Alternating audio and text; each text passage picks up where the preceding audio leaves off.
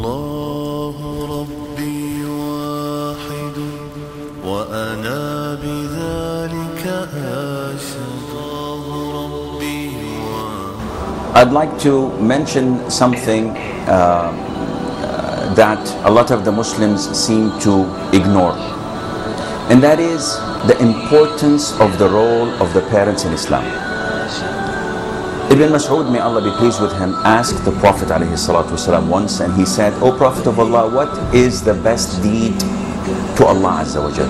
What is the most appropriate? What is the most deed that brings pleasure to Allah Azza wa Jal?" And the Prophet said, sallallahu alaihi wasallam, to pray on time. So Ibn Mas'ud said, then what? The Prophet said, alayhi salatu wasalam, to be respectful and obedient to your parents. And then the Prophet, Abdullah ibn Mas'ud said, and then what? And the Prophet said, alayhi salatu wasalam, jihad in the cause of Allah. The role of respecting and being obedient to the parents is something that Islam looks at highly. And it is so important that even if the parents were non-Muslim, Islam instructs the individual to be kind, obedient, and respectful to his parents. And in Islam, it is something that a lot of the non-Muslims are astonished by, especially in the West, where they tend to neglect their parents when they're old because they think that they have no use for them. In Islam, it's completely different. When a parent is 60 years of age or older, he is like a king among his subjects. All of his offspring, his sons, his grandsons, are trying their level best to take him in and have the honor of having them or him or her in their house. And the child that wins this privilege, this honor, he always boasts about it, and he feels that he has the whole world in his hands, because he does not see his parents to be a burden. On the contrary, he sees them as a gateway to paradise. Allah, the Almighty, tells us in the Quran, "And your Lord have decreed upon you not to worship any other than Him, not to associate others with Him, and to be good to your parents." Look at these two commandments. Tawheed, which is the greatest thing on earth. Tawheed, which is worshipping Allah Azza wa Jal and not associating any others with Him in any form of worship. And then Allah associates with that to be good and kind and respectful to your parents.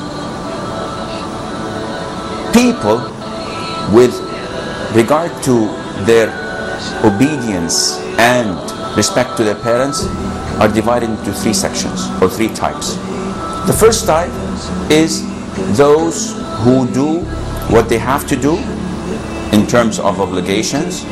They refrain from harming their parents, but they add an extra bit of obedience, respect, making them happy, doing whatever pleases them. So this type is inshallah in paradise, and they are rewarded. The second type is the majority of us. Those who do the obligations. They provide for their parents a house. Maybe they give them pocket money. They fill the refrigerator with food. And they do not say anything that harms them or that makes them sad. Yet they don't do anything extra. They don't do anything more to please them, or they don't go out of their way to make them happy. This type, they're punished by Allah Azza wa Jal because they have left what is known as al-birr. They've done their obligation, but this is not enough with the parents. It's not enough to do your obligation. You have to do something that is extra so that you remain away from the punishment.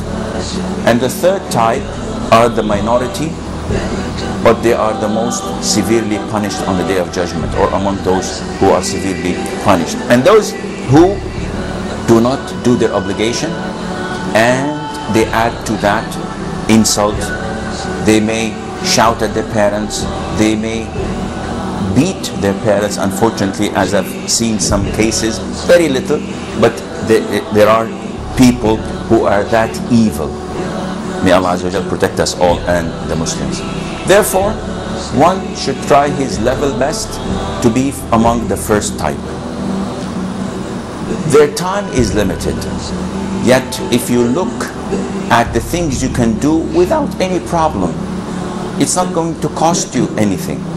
If you look at these things, you will find that it is easy when Allah Azza wa Jal makes it easy upon you. So you have to seek Allah's help and guidance.